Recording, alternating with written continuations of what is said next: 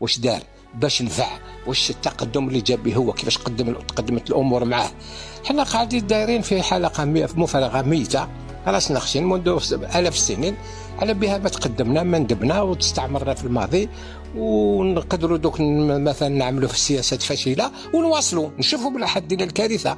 مثلا كاين اشياء دوك رانا مواقفنا حنايا موقعنا في العالم في المنطقه اللي انا عايشه، رانا نشوفوا باللي الدعوه راه بيسركلوا فينا من كل جهه، انا محصورين نار شاعله في كل الحدود تاعنا، عندنا 6 جيران، عندنا 6 مشاكل معاهم بخلاف شويه تونس اونكور.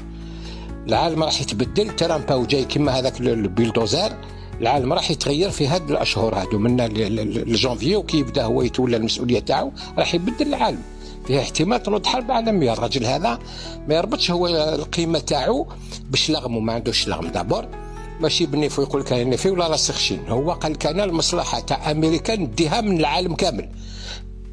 اذا كان الجيل القديم يتكلم على الراس الخشين يقول لك حنا راسنا خشين، الجيل الجديد هذا منذ دوك 20 30 سنه ولا عنده عباره واحده اخرى، ولا يقول لك هذا راسو حابس. يعني نقول لك الجيل القديم يبس الراس، عند الجيل الجديد وصل للراس ولا حابس المخ، يعني كي نقول الراس ولا حابس. وكاينه عباره موازيه ثانيه كوتي من بكري ثاني قديمه يقول لك معزه ولا وطارت، يعني حاجه هاي المعزه ما ملو كان طير الراجل يبدا يقول لك هذه معزه، الوغ هي راهي طايره في السماء دونك ماشي معزه. من هذه العباره هذه اسلوب اخر لاظهار التعنت، والانسان يفقد الواقعيه، ما الواقع يتغير هو لا يبدا يتخيلوا باللي كما كان في عقله هو.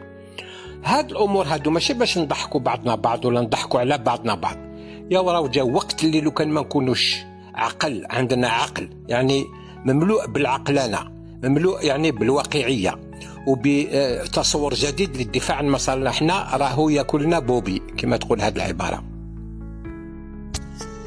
انا ماذا بيا نعرف اذا خاوتني